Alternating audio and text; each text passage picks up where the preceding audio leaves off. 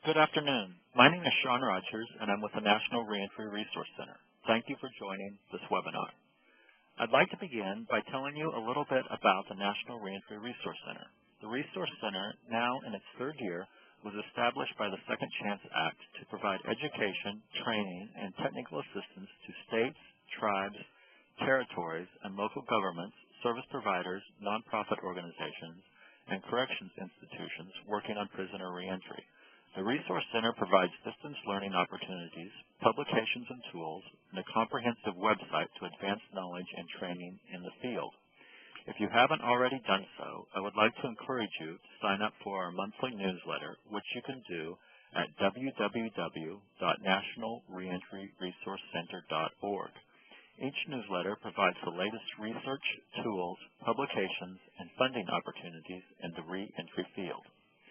After the presentation by our featured speakers, there will be time for a short question and answer session. To ask a question, please type the question into the Q&A panel on the bottom right-hand portion of your screen. We will do our best to get through as many questions as possible. If you encounter technical or audio problems during this webinar, please call WebEx Technical Support at 1-866-229-3239. Please understand that there are some technical issues you may not be able to resolve. For this reason, we are recording this event and will post it on our website at www.nationalreentryresourcecenter.org. We should have the webinar posted online early next week, and once it has been posted, we will email you a link to the recording. I'd now like to turn the webinar over to Margaret DiZerega, Director of the Family Justice Program at the Vera Institute of Justice. Thank you, Sean, and welcome everybody. It's great to see so many familiar names on our attendee list, people from all across the country who are doing really phenomenal work around families of people who are involved in the justice system. So as Sean said, I'm Margaret DiZerega. I'm the Family Justice Program Director at the Vera Institute of Justice here in New York City. And I'm also chair of the Committee on Family and Communities for the National Reentry Resource Center. Today's conversation will be a moderated discussion by Yali Lincroft between Chief Wendy Still and Commissioner Vinnie Schiraldi, and then we'll spend some time at the end taking questions from the audience. So let me first introduce Yali. Yali is a private children's policy consultant. She's done a lot of work both in San Francisco and New York around issues of children of incarcerated parents. She's also done a great deal of work around immigration and also child welfare, and has been a real driving force behind organizing today's event. So thank you, Yali, for all your work. But let's find out now who all is listening. So on this poll, please select the option that best describes where you work. You may be inside a facility, working from the community correction side, in the community, working at a nonprofit, faith-based organization, or you might not be interacting directly with incarcerated individuals or their families, but play some sort of supporting role. So you'll see the poll is in the bottom right-hand corner of your screen, and go ahead and click the selection that best fits where you work.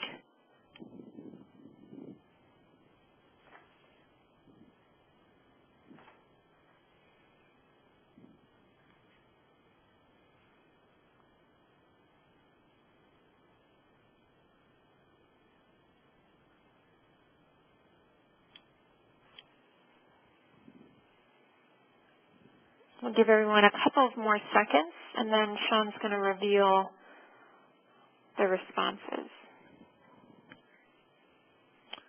All right. It looks like just over 50% selected the last option, parole or probation.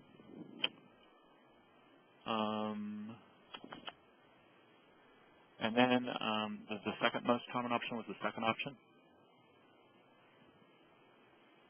Great. So a lot of people working in community corrections? With 30%, yeah. So 80% are between D and B. Great. And then 15% selected C and 7% A. Okay, thank you. So as many of you are probably familiar, there are 8 evidence-based principles for effective intervention, and there are 3 that we really think we'll be highlighting today and their applicability to probation and parole supervision. So with regard to enhancing intrinsic motivation, we know that working with families helps us draw on a key source of motivation. Many adults want to change their behavior to set an example for their children or to be there for their loved ones who rely on them. And it's up to us to really tap into what that motivation is. Another evidence-based principle that really aligns with our content today is increasing positive reinforcement. By acknowledging the important roles that people play in their families, we can help identify some of their strengths and reinforce those positive attributes. There's been some interesting research on the effect of the criminal justice system in reinforcing roles like criminal or offender. But the same system has opportunities to reinforce other more productive roles, like parent or caregiver, roles that will help once people are back out in the community or staying safely in the community. And the one evidence-based principle that's most directly aligned with what we're talking about today is certainly engaging ongoing support in natural communities. We know that families are going to be involved in people's lives long after our office hours are closed or their supervision has come to an end.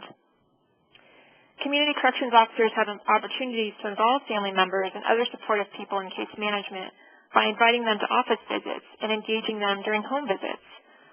I was out in Oregon last week and learned from Multnomah County that they're offering orientations for families and friends to make sure that they understand the role of supervision before their loved one is out and in the community. Relationships with family members can really help probation and parole officers partner with families to establish those long-term goals of community safety. So my guess is, given our audience, that this all feels sort of intuitive to you, but I also wanted to share a couple of studies that have found these things to be true as well. We see that family connections can really help motivate probationers to refrain from committing new crimes, as well as provide the support to stay safely in the community.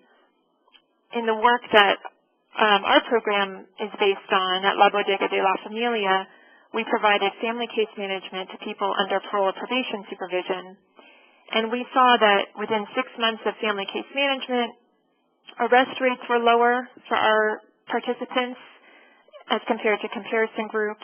We saw there were lower rates of drug use without any increase in drug treatment, and that families were able to get their health and social service needs met at higher rates. There's been studies showing that family engagement can help reduce absconding rates, and we know that families can be a significant influence in preventing relapse among parolees who are dealing with addiction.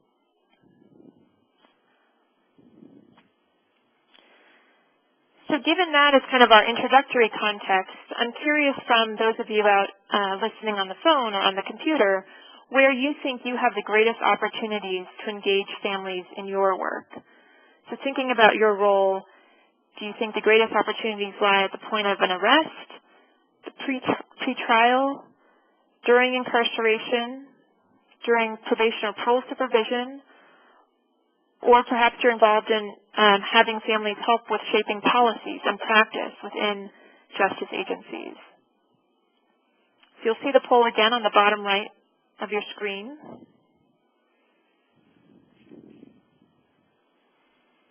And today what you'll hear in the conversation between Commissioner Schiraldi and Chief Still is how they're thinking about the role of families at these different points in the process. So if you haven't identified ways you might engage families at these different points so far in your work, hopefully you'll get some ideas today of ways you might consider that.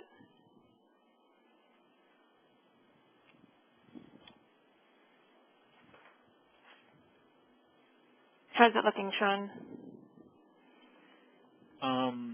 The during probation parole is has the most responses with 50%, and then shaping policies and practice and during incarceration both have about 20%. Or during incarceration, okay. Yeah. Okay, great. So I'm now going to turn it over to Yali, who's going to be facilitating our conversation between Chief Still and Commissioner Schiraldi. And before I do that, I want to just give you a brief snapshot of their backgrounds. Wendy Still is the Chief Adult Probation Officer of the City and County of San Francisco. Her department serves 7,000 adults on court-ordered probation, supervision, and diversion programs. And she brings a lot of experience developing gender-responsive, trauma-informed prison and community rehabilitation programs. And Commissioner Schiraldi is here in New York City as the Commissioner of Probation. His department includes adults and juveniles. He has over 25 years of experience and is really known as a reformer. He came to New York from Washington, D.C.'s Department of Youth Rehabilitation Services. And before our meeting started today, he was also talking about his experience working in San Francisco. So there's a lot of common ground between our two presenters today. So Yali, I'm going to turn it over to you to get us started in our conversation. Great. Thank you, Margaret, and thank you for your excellent overview of some research finding about the issue of family and probation. I wanted to pull this webinar together because I thought there was a unique opportunity to learn during a very critical time in corrections. Here in California, where I'm located, we have something called Realignment 8109, which I think Chief Stills could talk at length about. In a nutshell, what California is doing is a major reform effort whereby state prisons will be reducing the number of inmates to local jurisdictions, and there is a opportunity for dramatic changes on how and where individuals will be serving their sentence and what that means for community engagement, family engagement.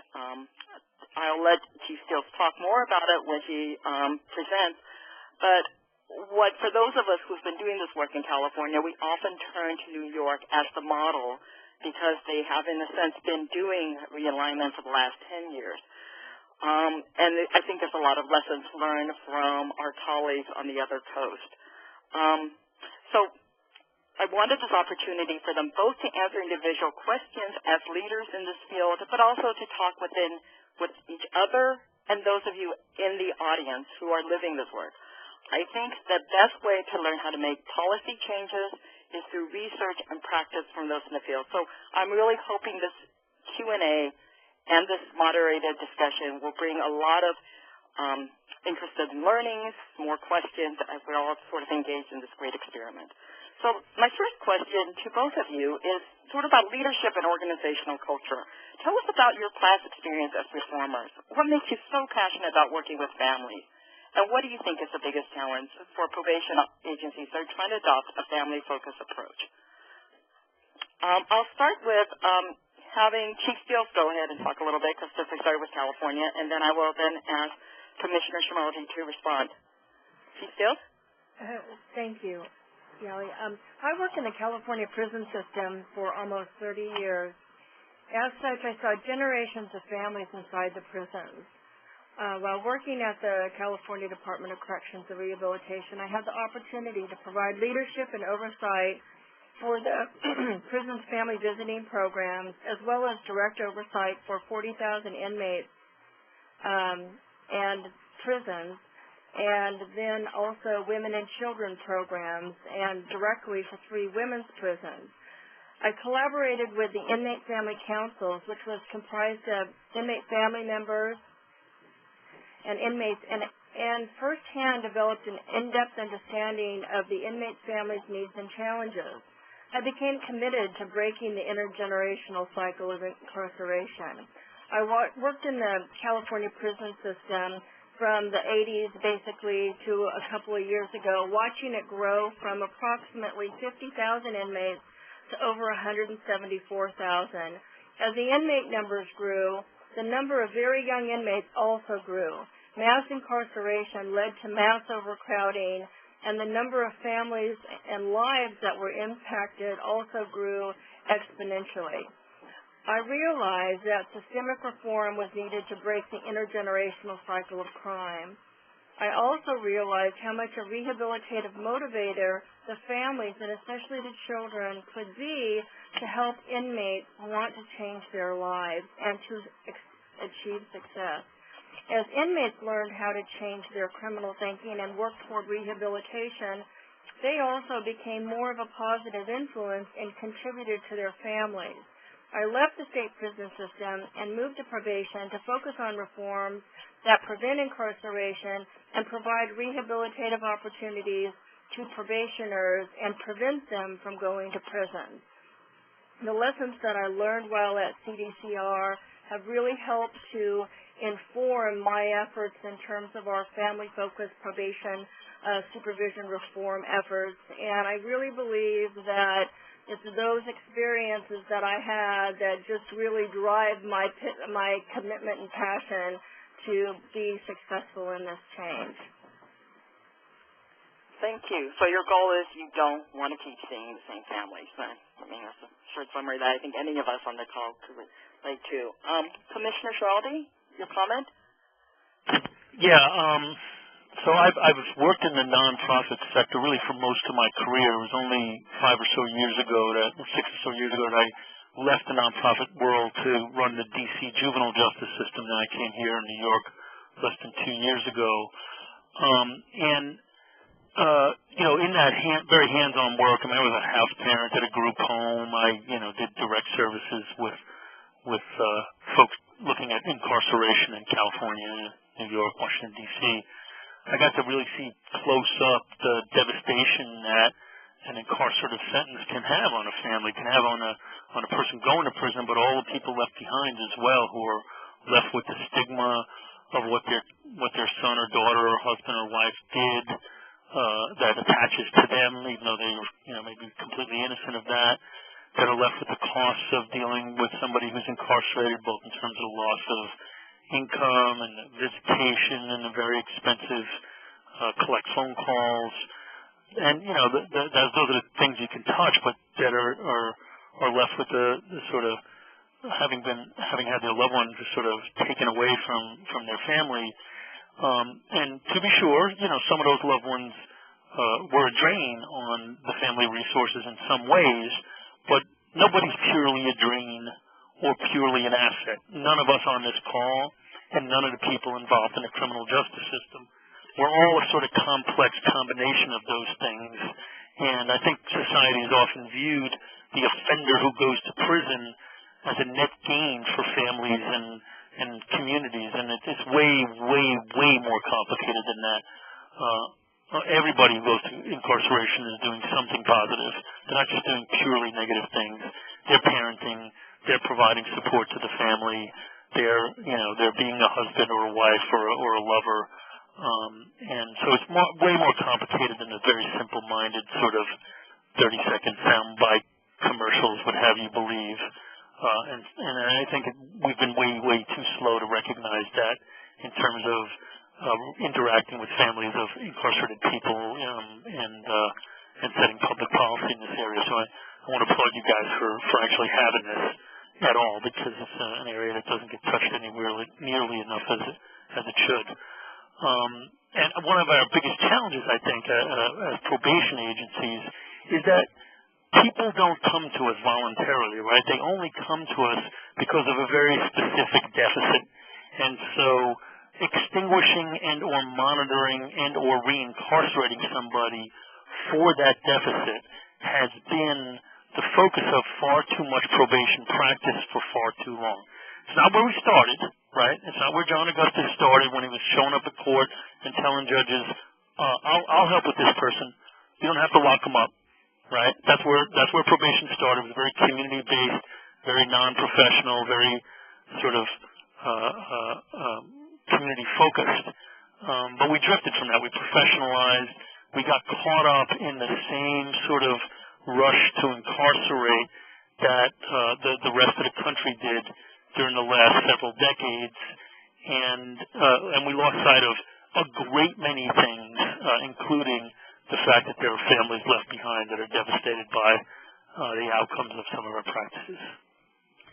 I'm really glad you brought up the messiness, Commissioner, because I'm serving on the reentry subcommittee for San Francisco, and one thing I quickly learned in talking to my colleagues on the committee is in the same family you will have victim and perpetrator. It's not that black and white. And in the same person you'll have victim and perpetrator.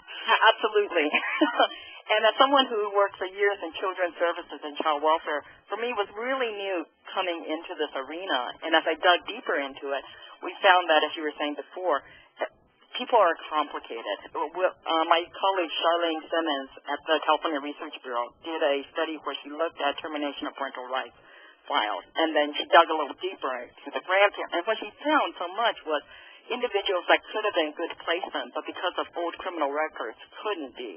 Fathers that were contributing, it was the criminal justice system's marriage with social services and children's services like child welfare. It goes deeper than any of us know. The people in the community understand that, but for service providers, we really have a disconnect of this is children, these are, you're the adult side, you're the children's side, you're the carrot side, you're the stick side, and yet for the families, we're all living through it.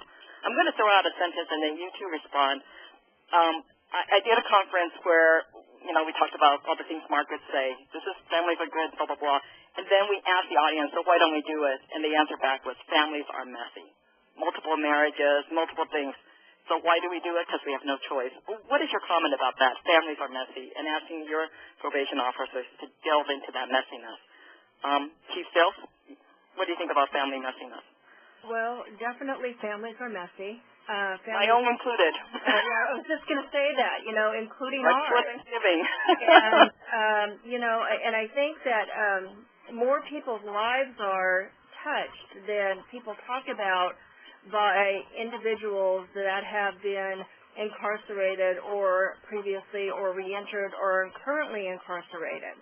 And if you take a look at it, even as I look across my own agency and the staff that are working here, whether it be family, friends, whatever, there are now extended families and a whole redefinition of what family is.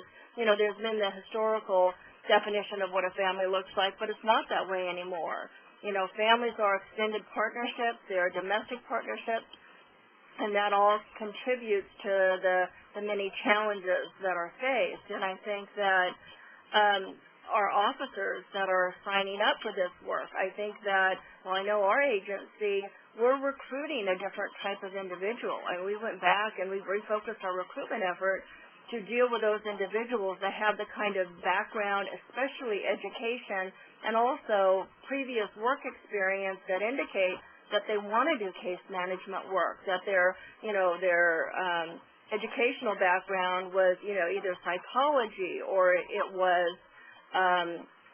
something other than law enforcement focused, social work. And also providing now new training to help staff dive into that messiness. And because it's not only messiness, it's now with the multiple agencies involved, they really have to be skilled at being able to be part of an interdisciplinary treatment team, and that requires a whole new skill set level. Chief Commissioner, your comment about messy families? I think human behavior is messy. I don't think that we've, sort of figured out all there is to figure out about how to affect it. Maybe when the government figures that out, it'll be an even scarier time. I don't know.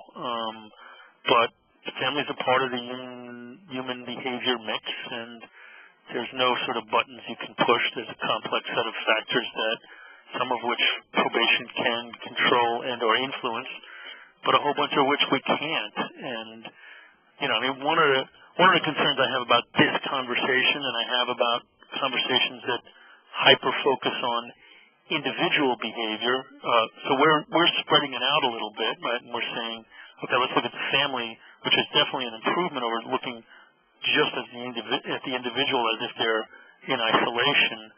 But I think there's a mess out there that we have to acknowledge we've been part of creating.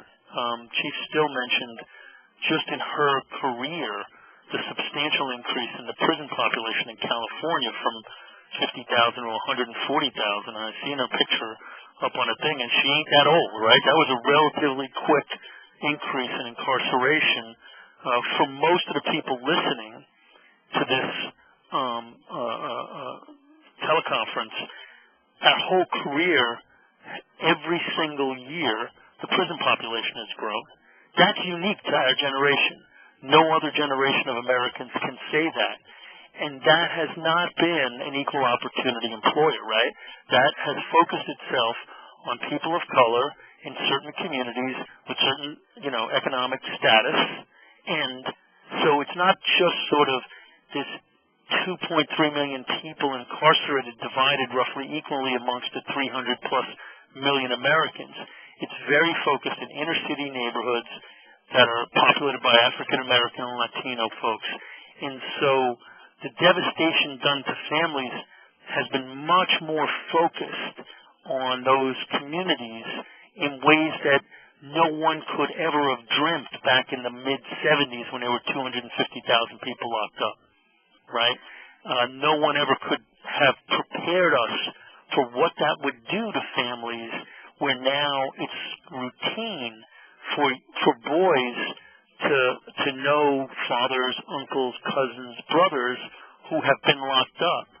The theory when there were 250,000 people locked up is that this was an aberrant occasion that would freak people out and deter them from criminality. When you know so many people in your network of families and friends that have gotten incarcerated, it stops being that. It becomes normalized in a way that's really not good, not just for the family, but for society in general.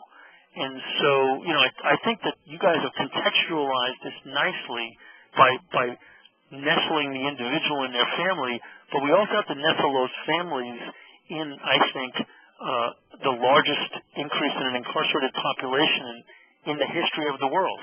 And that we can't lose that as we talk about the impact on families of incarceration, how much it's been focused and how massive it's been.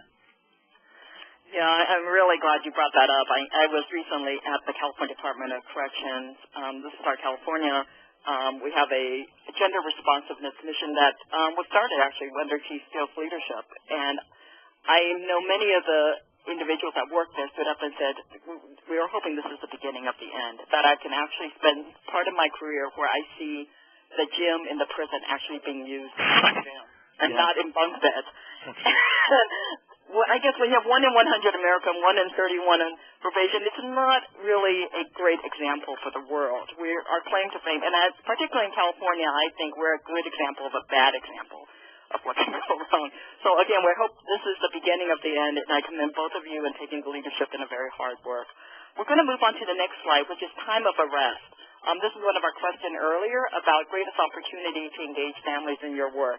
And in some ways, this could be a negative engagement. If a child or a family has a very negative experience at the arrest of their loved ones, and I know that obviously police officers make most of the arrest, but probation and parole officers also do as well. So I wanted to talk to you about whether or not your agency has looked at ways to be much more child and family sensitive. We'll start with you, Commissioner, this time, and then we'll ask the Chief for her comments afterwards. Yeah, so what we do, most of the arrests we make are for, violations. They're not for new crimes because, the new crimes usually we find out about them after the cops make the arrest, right? So we can orchestrate those in ways that don't involve the family at all. We can tell a person to come into the office. Most of the time they know why they're coming into the office, and we can, execute the arrest there. Or to the degree we have to go to people's houses, if they have school-age kids, we try to do it during school hours. If they don't, and if there are children that are there, what we do is, we just got to ask them to come on outside. They're really, I sort of really probed my staff in advance of this meeting, and there really are very few times when staff can recall some traumatic, sort of nightmare scenario where there were family members witnessing arrests. But I think that, again, I just want to sort of continue to stay on this one theme, which is one way we can really reduce the trauma of arrest is to arrest fewer people. So we've now had a 40% decline in our technical violations just in the 20 months I've been here. So we've really made a push to get people to come to their appointments, to not, violate, in trivial technical ways. that we can reduce the trauma to families, I know we talk a lot about reentry. I think we also got to talk about no entry, because for a lot of people, their entry and spiraling in and out of these systems is for frivolous issues. And to the degree we can reduce those, we can really stabilize people in the communities, and we can reduce the trauma and impact on their families. Thank you. I completely agree with you about upstream work, as we call it in policy. Chief, your thoughts? Yeah, I think that, certainly the things that San Francisco is involved in is, creating arrest protocols that consider the impact on families and children, how the arrest is made, where and when the arrest is made, and ensuring if they're made that there's a responsible caretaker for any children, and training staff on respectful behavior during the arrest, as well as how that can, having staff understand how children can be traumatized. Also teaching staff, how to be able to de-escalate situations so that it doesn't end up being confrontive and, again, further traumatizing the child. Also, though, I think now realignment is really giving us an incredible opportunity. And when I say that, with realignment in California, we also now have an incredible amount of sanctions available to us that give us a lot more tools in our toolbox so that we don't have to just rely upon arrest. We don't have to rely upon jail for behaviors. And we are creating a system of rewards as well as sanctions. And so, again, creating that strength-based model. And so, say, for example, instead of arresting someone and taking that individual away from the family, creating another further economical impact negatively, if, the individual has a job, then the potential loss of the job is we have things as day reporting centers and other types of sanctions that keep the individual at home, and if they are employed, but then also have strategies to hold them accountable for the behavior. And I think with realignment, we just in our jurisdiction are going to get about 700 more individuals that had been in prison. And my goal is we've created different types of other models to help support the preventive thought rather than arrest, like we have a probation alternative court that creates wraparound services and case management so that the individual doesn't go to jail. And there have been several successes that we've already had since it's been open that have graduated, and we've ended probation where these individuals were facing state prison. The district attorney was asking for state prison as the sentence, and we said nope, and we wrapped these services around. And so I think those are the type of protocols and different approaches that we can take that basically achieves our goal of public safety while at the same time reduces the trauma on the family members as well as the individual that's participating in the criminal justice system. Thank you, Wendy. And actually, your comments lead to my next two questions, which is about the partnership with other agencies, because you've already referred to a sort of other alternatives. So let's go to the next question, which is innovations in the field. And yes, this is kind of a blatant advertisement about what I think are positive reforms in your two counties in hopes that others on the audience would look at these as opportunities for them to also implement. So why don't we go ahead and start by talking about the pre-sentence family impact statement that you referred to earlier, Wendy. And that sounds like New York is also working on, so you can both comment on that. And then also the co-locating, which I've heard is really a real innovation happening in New York City. So family impact statement. Tell us about what are these innovations that you're working on right now? Yes, well, interesting. As a result of the partnership, the San Francisco Children of Incarcerated Parents partnership that exists in San Francisco, I had been meeting and requested of a prior chief that we look at our pre-sentence investigation reports that we provide to the court and that we consider the impact on families and including children of the individuals. And so San Francisco Adult Probation, we revised our pre-sentence investigation report to include a family impact statement that did specifically that identified the family members and also identified, the children and what the impact would be, recognizing also that families are a huge motivating factor for change.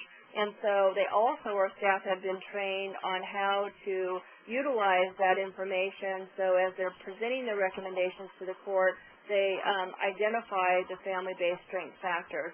We're also in the process of revising our data system, and so our new data system will collect all that demographic information to help inform our policy changes that we're making surrounding this whole family-focused probation supervision model.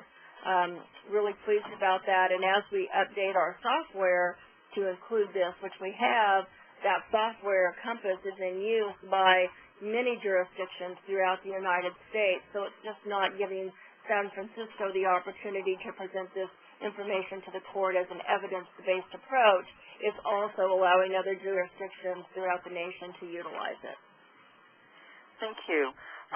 Commissioner, so if you can address either of those questions, and I'm thinking a lot of what we're learning in adult probation is things that you've learned in the juvenile justice system, because I'm finding when I'm on different commissions and others, there's usually individuals that are saying, we've tested this in juvenile justice, and we've done this. So I am thinking your background as a reformer in juvenile justice is really helping your work now in New York City.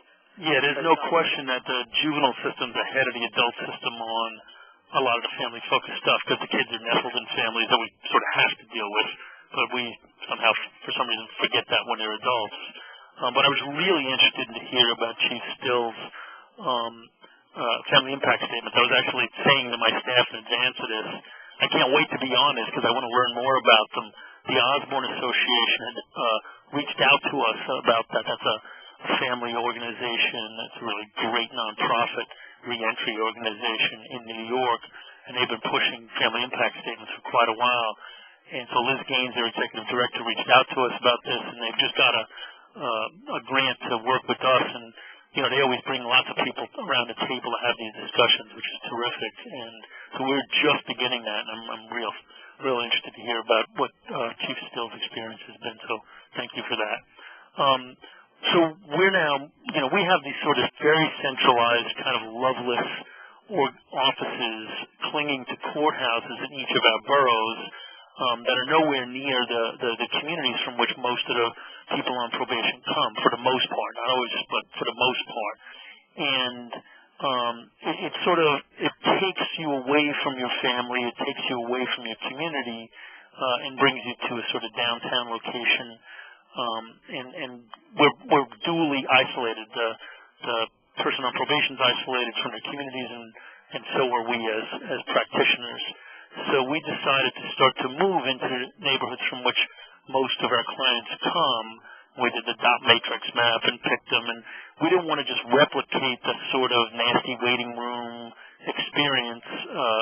So we're moving in and co-locating ourselves as much as possible with sort of healthy, thriving nonprofits, so that you feel more welcome. You walk into it and you feel much more like you're walking into the Fortune Society or Delancey Street, someplace where you're not being sort of negatively judged because of your offense, and where good, healthy things are going on that you can benefit from.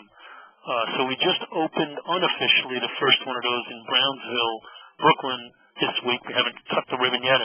When we do cut the ribbon, it'll be official. The next one will be in Harlem, and then the South Bronx, Jamaica, and East New York, a section of Brooklyn.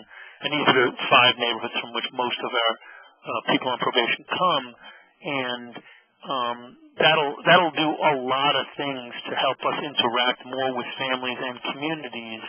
We'll have community advisory boards, family members will be on those. We'll do community benefit projects so that now the people on probation can be seen as a benefit for their neighborhood rather than, just a deficit. And we'll involve the community in those things. What does the community want us to help out with? Because we got some good people power, and then maybe we can do them jointly with the community. So people will be seeing, people who have done some damage will now be seen as, you did a good job cleaning that park or planting trees on Broadway or whatever it was, and that is something for you to be proud of. Those offices we're tooling up to be much more family friendly. Right now, you wouldn't want to bring your kid to one of our offices. They're just not friendly places to be. As we're doing this, we are also rehabbing our waiting rooms, and we're turning them into what we call resource hubs, which have banks of computers that are sort of there's touch screens that help you find work, help you get into treatment, help you find educational resources, all sorts of sort of asset-based stuff that we have in the city. And we have also video streaming videos that some of the better nonprofits in the city have created. We have books, we have more comfortable furniture, it's more attractive. Literally before, the way our waiting rooms were, you wanted to run screaming from them into the Department of Motor Vehicles so you could feel the love, you know. And so we're trying to change that. And you got to compare yourself to DMV. That's a pretty low bar. No offense to DMV, but yeah, and I can't tell you how practical that is. One of the things I always do when I do policy work is I try to spend a day in the sort of shoes of the client, and I know, and we're not New York, San Francisco, it took me over an hour and a half to go from where most of our low-income clients were to go to downtown. And I'm assuming it's the same thing, just the practicality of being in the neighborhood makes it so much more family-friendly. So I think it's a fantastic model, and I'm hopeful that other jurisdictions will adopt that. Our next question is about partnerships with government and philanthropic. And it is, as I think Chief Steele mentioned earlier, a new way of thinking for probation who traditionally has not had to deal with, I mean, there's both those in the corrections field they're used to working with, the courts, the Sheriff's Department, other, but also now the social service side about it. So can you tell us about that? And I'm going to have the commissioner start first because I think that kind of leads into your co-locating conversation, and then have the chief respond as well. So I'm sorry. Tell us about your partnership, because you're in offices which are nonprofits, which have child welfare, which have schools that are being funded by private funders. Yep. But what's that been like? Is it easy, hard? We're still working on it. Everybody should do it. Nobody should do it. Yeah, I mean, the first place we're moving into, we specifically moved in with what's called the Brownsville Partnership, which is a collection not only of service providers, because we like to think of them as services, supports, and opportunities, but various opportunities that anybody would go to that might need, you know, some help in the neighborhood.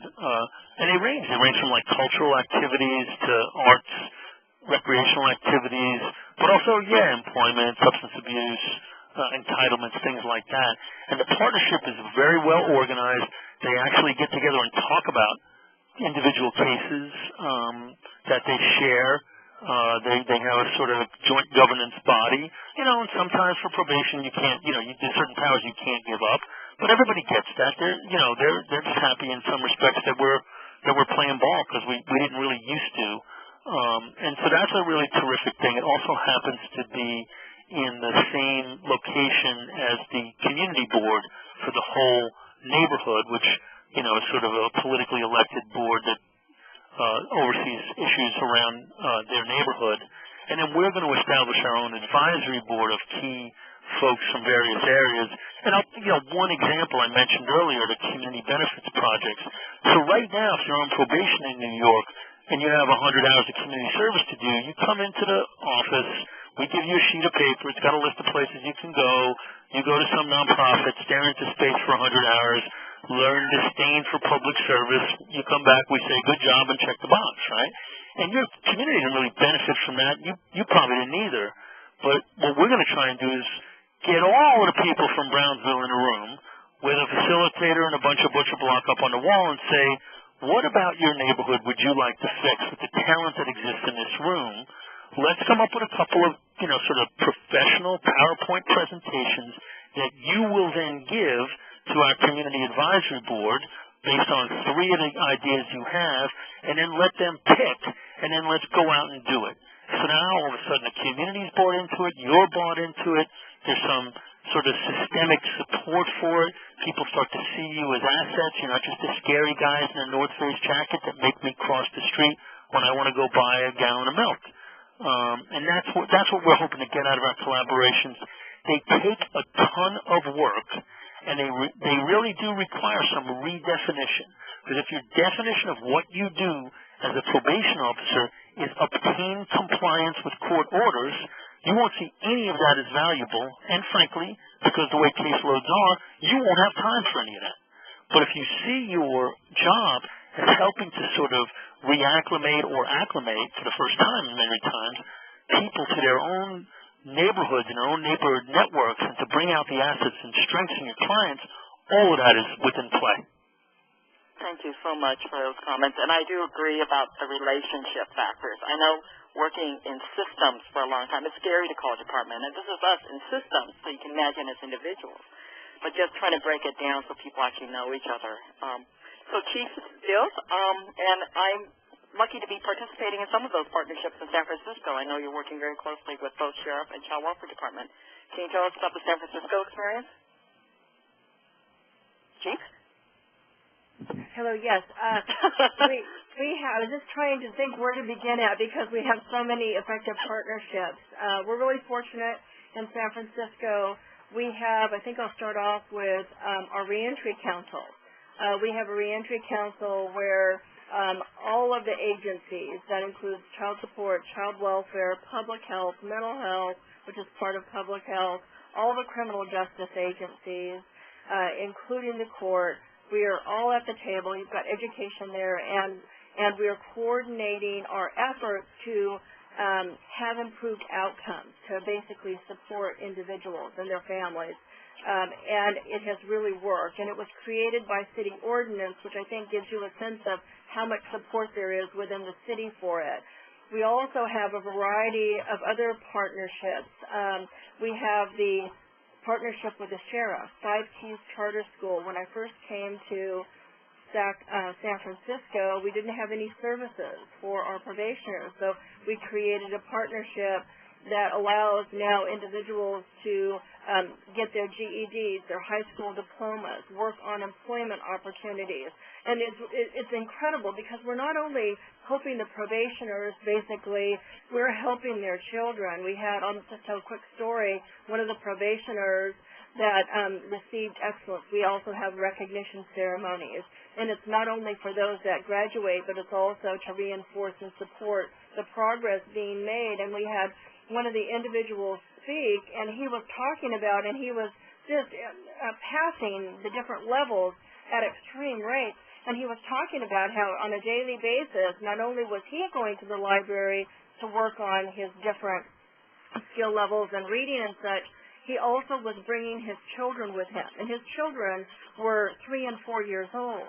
And so they were also benefiting by this partnership. So there are secondary and other individuals who benefit. We also have partnerships with through Zellerbach Foundation. They have been incredible in terms of supporting us with funding so we can do things that we could have never done. A whole family-focused probation supervision model has been funded through Zellerbach, and that's to help our department change our policies and our practices to basically, like say, for example, bring training in.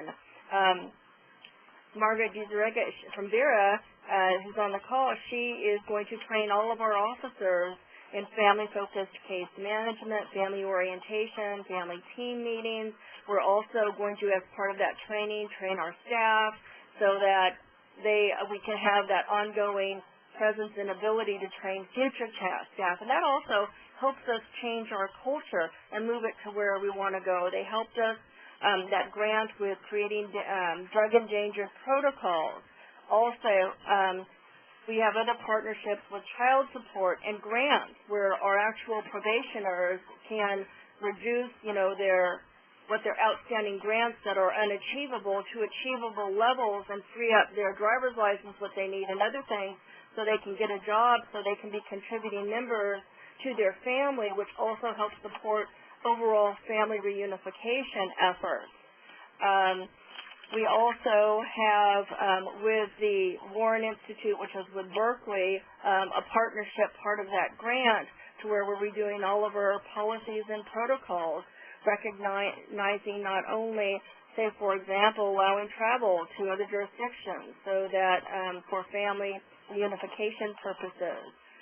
Also, creating data use agreements with child welfare. So we are, through these efforts, now able to identify where we have joint cases in child welfare and also probation, and then we do joint casework management as a result of that. So our private foundation partnerships are really helping us move this work forward. And then, of course, the San Francisco Children of Incarcerated Parents, well, their sheriffs is part of that. Certainly now Bernstein's is incredible. But Zellerbach has funded that effort also. And so the private foundations have been very, very important to the success of our effort. And as someone who, one of my clients is, and for a long time has been the Annie Casey Foundation, it's exactly, I think, the best use of private dollars to sort of allow the flexibility to test, and then when it goes to scale, you've already tested it, the partners are there, then you can go for the Second Chance Act, then you can go for waivers. But really having that opportunity to test it out and see what works, I think, is key. So we're going to go straight to question and answer now because I'm a bad facilitator. I'm too engaged in the conversation and not watching the time. And I'm going to ask Margaret, who's been tracking questions from the audience, to see if there's a couple questions we can answer now before our webinar is over. Margaret? Great. Thank you very much. So we've had a couple of questions around training and sort of organizational culture, both thinking about how do you train criminal justice and juvenile justice staff on engagement, and also how that fits in dealing with people who may bring a more punitive approach to their work in community corrections. So we've heard a little bit from Chief Still on some of the training that's coming up. Commissioner Schiraldi, I'm curious what your thoughts are on training in your department. Yeah, no, training is hugely, hugely important, and we are embarking upon a massive system-wide training effort for, staff at every level. And you just can't really say, I don't think, enough about the importance of that. I think it's also important to expose your staff to families and, and clients in a setting where they're not just the sort of recipients of your services or supervision. So to involve families in some of the training sessions, to involve them in, some other ways, like we have a lot of improvement teams in our agency where we're trying to improve different aspects of our work, and to have families or probation clients themselves on those committees, I think sort of forces you to deal with folks in a different way than just you're the subject of my supervision right now. When I was in D.C., we did an awful lot of that. We had families, members actually physically in our two locked facilities. We had a family advocacy group where we gave them space inside the locked facilities. They were helped us pick our, they were on our selection committees for staff. They were on our selection committees for RFPs when we issued RFPs for the new school at the facility and things like that. And, at first there's some disgruntlement, but eventually you recognize that, folks are struggling to make things better themselves, and that there was a lot more commonality of interest between staff and families than anyone would have ever imagined. Both ways, by the way. Families also had their sort of prejudices against staff and vice versa, and a lot of that can break down just with experience with one another on real stuff. Great, thank you. Another kind of question we've had come in is about the history of justice involvement that some parents may have who end up on probation. And one listener asked how staff collaborate with courts or prison or jail staff to assist parents, given that we know multiple incarcerations and disruptions in families' lives may make it more difficult for parents to stay connected to their children. Chief Still, I'm wondering what your thoughts are on this issue and how collaborations across law enforcement can better support families in maintaining relationships. Well, I think that, the one example that I gave, in San Francisco, we just have a robust system of collaborative courts, and where the families are brought into the process. And I think that's the way you've got the DA at the table in these collaborative courts. You've got the public defender. You've got adult probation. and a judge, basically, that is trained in evidence-based practices. And so I think the collaborative court model is one way to very much involve the families. Drug court specifically, we've just had a tremendous amount of involvement, as well as my probation alternative court.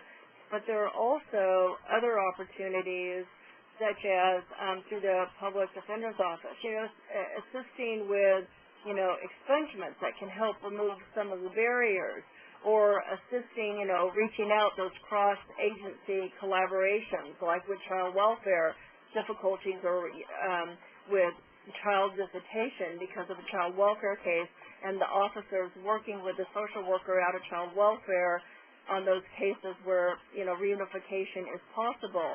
On child support, working with child support, the officers supporting the individual probationer doing that, so that for an individual, basically, that has broken relationship with the families and not been providing any kind of support, to try and support some type of family reunification through reestablishing payments through child support and realistic expectations, so it begins to rebuild the bridges and open up that door for reunification. So there is a tremendous amount of opportunity through involvement with these other agencies to identify what the barriers are and then work with the population to be able to remove them. And it also is a huge rehabilitative motivator for the individual, in our case, probationer.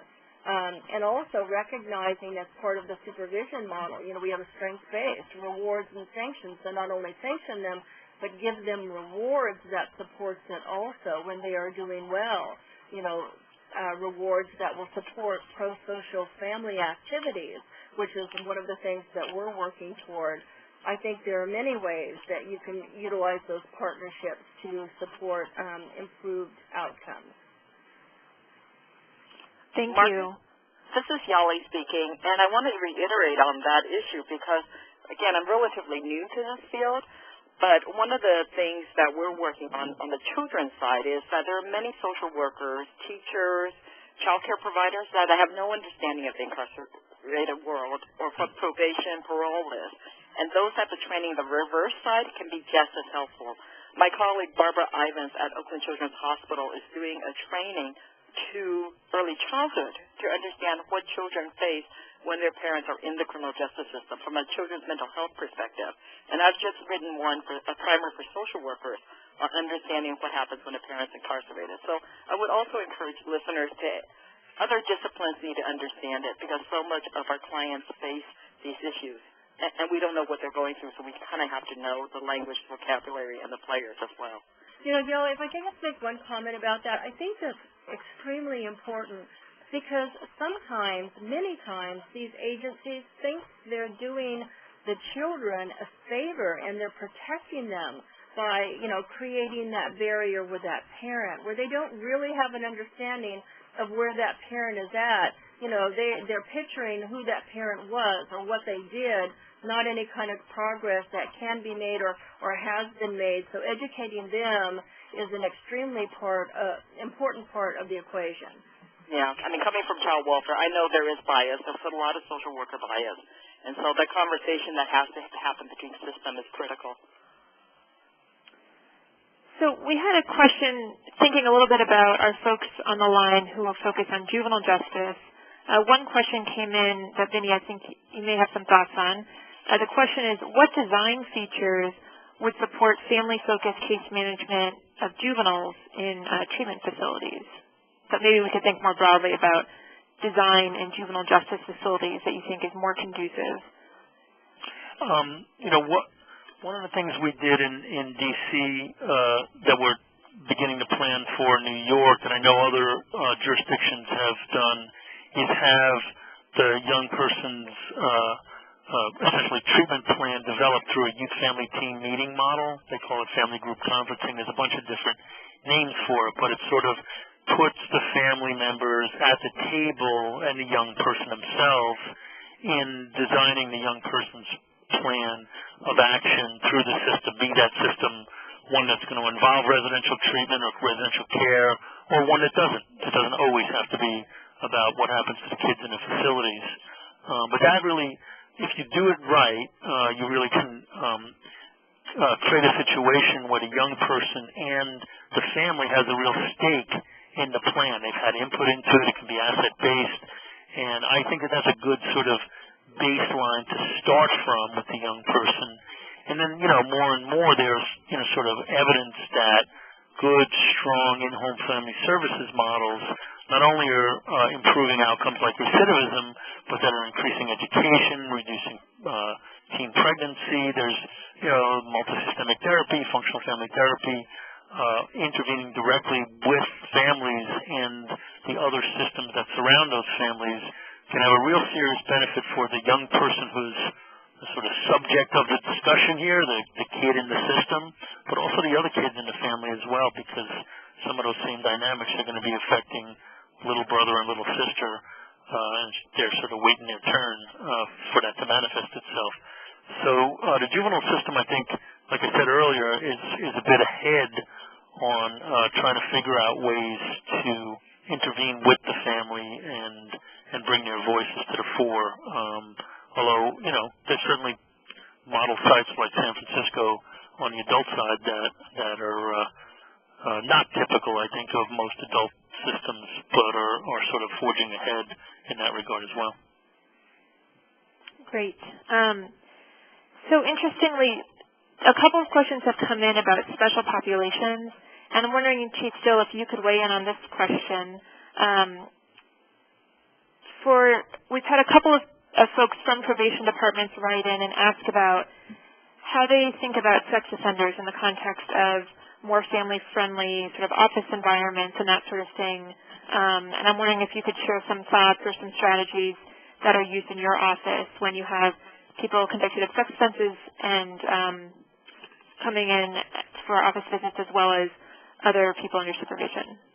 Well, I think a couple of things. I mean, when you talk about sex offenders and you talk about probation, you really have to separate out what kind of sex offenders you have. You have sex offenders for offenses of that vary greatly.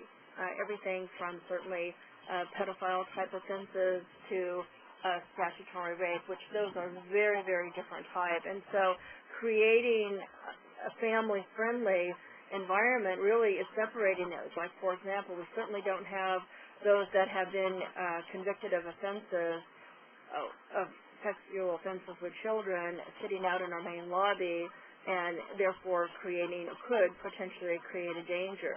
Those clans are immediately seen and taken back into a different area. And so I think really being aware of who is within what area, as well as creating different types of program. And it's an area that we're still working on. There are different California laws. I'm sure each state has a variety of laws that, create some severe challenges. Like, for example, even living in where sex offenders can live. They can't live the parolees can't live within 1,000 miles of any type of school, daycare facility, so on and so forth. And it doesn't differentiate in terms of the type of sex offender. So it's created a larger public safety hazard because we have homeless people all over, which that doesn't support any kind of rehabilitation. And so, within our jurisdiction, that's led to basically our public defender taking it back to these cases back to court and asking for an injunction. And so I think what it is it's not only looking at within your probation operation, but the partners for solutions. And I think that's really an important factor, especially when you're talking about sex offenders, is looking at the population, not treating them with a one-size-fits-all approach, and then creating the environmental protections as well as the partnerships with outside agencies to also improve services to them, and just not creating a negative sanctioning environment. If you want to change behavior, you have to give different tools and take different approaches with the population. Great. Those are all very, very important things to keep in mind. And I think this gets to some of the questions earlier about culture and how you start talking about a more family-focused approach with staff making distinctions and that kind of thing is going to be very key. So we've got a number of questions about, if you could do one thing to get your agency headed in the family-focused direction, what would you recommend? And while I give you each a chance to think of your answer, I want to point out a couple of resources that we've put up on the screen for you. The first is a guide that was we developed with the American Probation and Parole Association around implementing a family support approach for community supervision. It's real sort of hands-on, talks about different kinds of tools you can use and strategies, and it also sort of makes the case for why this is important for community corrections. Some listeners have asked about more detail on policies around the time of arrest, and one resource is this report by the Osborne Association, which will give some examples of how one could be more family-focused at different points along the continuum. And then going on to this next slide here, we have some resources that are geared more towards families. We talked earlier about how confusing the criminal justice system can be for all of us, and some of these resources attempt to give people more practical information about legal rights, for example, or resources for people leaving jails and prisons.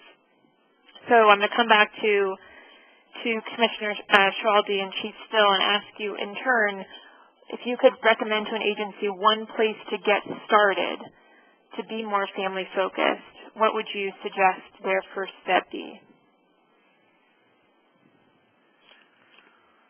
I'm sorry, but I want to go back to what I've been saying a couple times earlier. And sure. I think what they're doing in California with realignment is right. I mean, it might seem counterintuitive as to the answer to the one thing you could do for families, but I think the one biggest thing you could do for families is to reverse the flow of money and bodies from prisons back into communities. I think that they're making a sensible decision when they say certain people shouldn't be locked up, but we need the resources to deal with them, and they can't just be dumped back on the communities. And California's doing that more than anybody else in the country right now. I think that at the end of the day, from that will flow, especially if people do it right, a great many family-focused and family-friendly and family-helpful strategies and approaches. But if you start with how can we fix the damage of incarcerative policies that incarcerate our citizens at 7 times the rates of our, European allies, and then say, how are we going to fix what we do within that?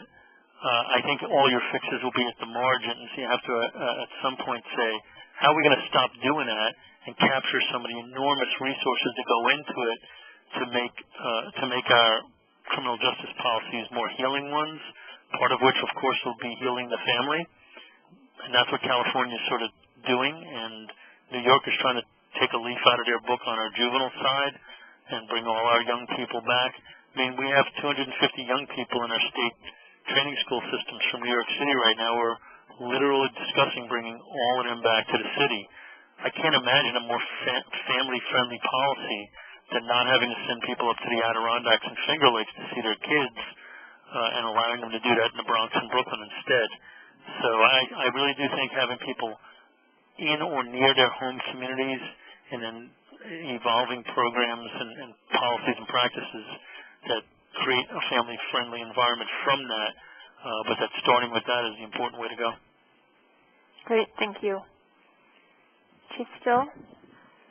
I would definitely echo and agree with Commissioner, and what I would do is I would create strategies that focus on prevention. We talk a lot about reentry, but we have a pre-entry court, and that whole court is designed to prevent that individual from progressing to state prison and wrap the services around versus waiting till that individual fails and goes, to prison and then is returning. I think that that's really an important distinction. And I think that also creating the collaborative partnerships. Another thing that realignment did is it created a mandated community correctional partnership in each county that consists of the public defender, the district attorney, probation, courts, as well as public health and other agencies so that they're working together instead of in silos. But the problems begin and end in the community, and the solutions must too. And so instead of moving our population away to state prison and then pushing the problem out, we've been very successful as a nation in terms of our recognizing our limited resources, natural resources, and there's been a whole lot of recycling and diversion from dumps and so on and so forth. But you know what? We haven't even nearly put forth anywhere near the effort on saving our human lives and investing in the human potential for this large population. The 1 in 100, as Commissioner said, incarcerating that 7 times the rate of other nations. And until we stop and recognize that, these people going to prison are not throwaways, that they are important and they are making contributions and have made, and yes, they do have some problems, and put the kind of time, energy, and focus on it, that's when we're really going to turn around our systems and create really family-focused systems that support success rather than punish failure. Well, I couldn't agree more, and I think that's a great note to end on. So I want to thank you all so much for participating. We had nearly 300 people signed on at various points during our webinar today, and it sounded like a lot of you have a lot of ideas for ways to move this forward and make this work happen in your jurisdictions. A huge thank you to Yali and Wendy and Vinny for your time and your passion for these issues. A recording of this presentation and the slides will be available online in the next couple of weeks, and when you leave the event, you'll get a brief survey that will pop up on your screen, and we'd really appreciate your feedback so we could continue to bring you content that's useful and helpful to your work. So thank you all, and have a happy Thanksgiving. Thank you, Margaret and Yali. I appreciate it, and nice meeting you, Chief Still. Thank you, Margaret and Yali, and nice meeting you too, Commissioner. Happy Thanksgiving also. Me too.